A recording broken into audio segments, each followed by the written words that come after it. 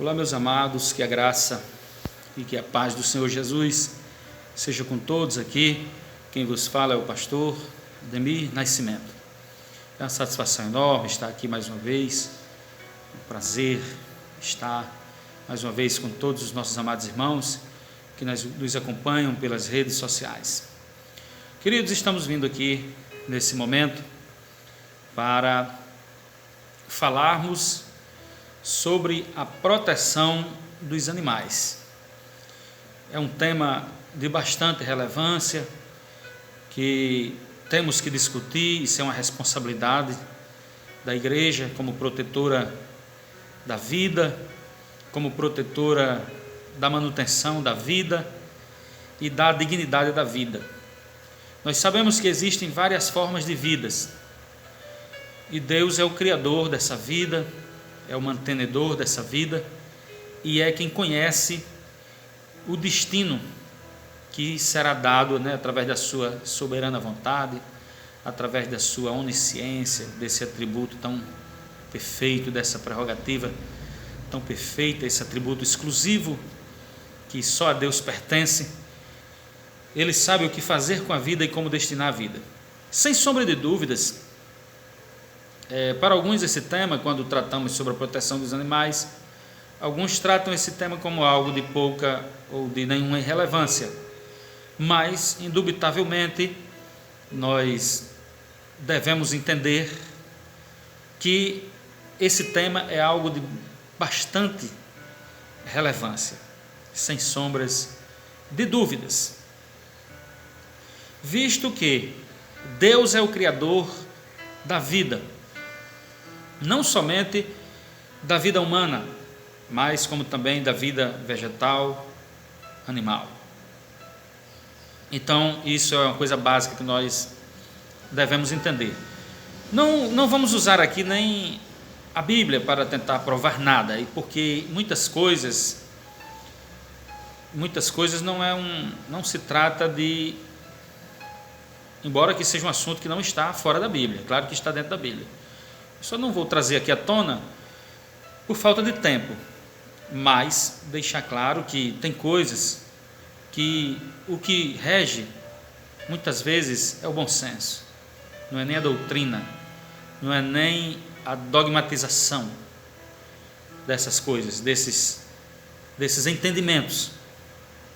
Tem entendimentos que são claros, tem entendimentos que são bastante inerentes à natureza e de um bom senso nato de cada ser humano. A questão dos animais, nós devemos entender uma coisa. Lá em Gênesis capítulo 7, quando Deus ia mandar o dilúvio, Deus já tinha avisado ao patriarca Noé, aquele pregoeiro da justiça, que iria enviar o dilúvio para punir, destruir a terra. Ele teve uma preocupação em preservar a sua criação, em mandar com que Noé, em ordenar com que Noé colocasse os animais dentro da arca. Então aí mostra o cuidado de Deus, a proteção de Deus e a manutenção de Deus com a sua criação, com a sua obra perfeita. Então, muitas pessoas se enganam achando que nós somos melhores do que os animais. Em que ponto somos melhores do que os animais? Basicamente, não sei se nós somos melhores do que os animais e em que nós somos melhores do que eles. Porque para onde eles vão, nós iremos. Todos nós, tanto nós como os animais, vamos para baixo da terra. O que hoje é o nosso chão, amanhã será o nosso teto. A terra que pisamos hoje, o chão que pisamos hoje, que serve como os cabelos dos nossos pés, será o nosso teto amanhã. Então, de que se gloriar? De que se envaidecer, de que se orgulhar do que se engrandecer e achar que somos melhores do que qualquer outro nível na escala da criação de Deus. Queridos e amados irmãos, nós temos que atentarmos para uma coisa: os animais, eles merecem respeito e proteção. Eles merecem respeito e proteção. A questão do homem para os animais difere em uma coisa. Se nós analisarmos a antropologia teológica ou a antropologia bíblica, nós iremos ver que qual é a definição para o homem. Quando eu digo homem, eu digo referindo-me ao termo genérico. Eu estou incluindo todos os gêneros, certo? Então, o que é o homem? É a coroa da criação universal de Deus. O homem difere dos animais pelo fato deles terem um espírito, né? Os animais têm alma. Tudo bem que existe toda uma questão filosófica, teológica, entre outras religiões, que entendem diferente. Isso aí nós temos que respeitar. Agora, se tratando da Bíblia, da crença bíblica, a Bíblia deixa claro que os animais têm alma. Ou seja, o que é basicamente a alma? A alma é aquilo, é a parte imaterial, é a parte que não vemos, que junta com o espírito. Aí isso aí entra a questão da dicotomia, da tricotomia, né? Os teólogos tricotômicos, os dicotômicos, é isso? Os dicotômicos acreditam que o ser humano tem apenas corpo e alma, e que o espírito e a alma são sinônimos, é apenas uma coisa, né? Uma coisa, somente uma coisa.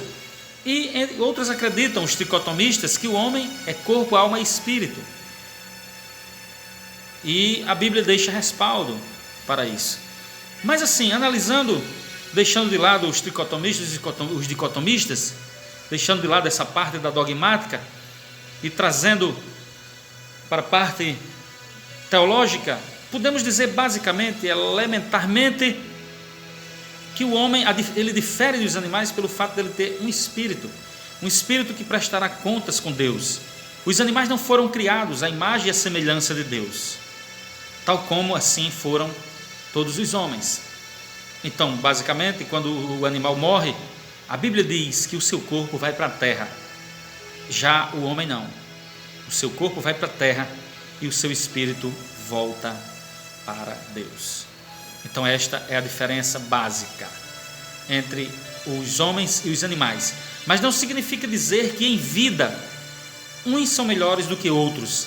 Não significa dizer que em vida tenhamos que proteger os homens e matar os animais, e destruir os animais, e banir os animais, e torturar os animais. Não significa isso. Não significa isso. O que acontece é que o homem foi criado à imagem e à semelhança de Deus. Isso significa dizer que o homem tem um corpo parecido com o de Deus? Não é nada disso. É algo totalmente espiritual, é algo totalmente abstrato. Isso está no campo da abstratividade. Não está no campo do campo racional, né? Não está no campo racional tangível. Não se refere a isso o que estamos falando, mas que o homem é a imagem e semelhança com Deus, porque ele possui essa liberdade de ter contato com Deus, ele possui liberdade de ter contato com o seu Criador. É por isso que ele é considerado a imagem e a semelhança de Deus, e também pelo fato do homem ter herdado de Deus alguns atributos morais, eu diria atributos éticos, entre eles amor, justiça, bondade, retidão, santidade, verdade.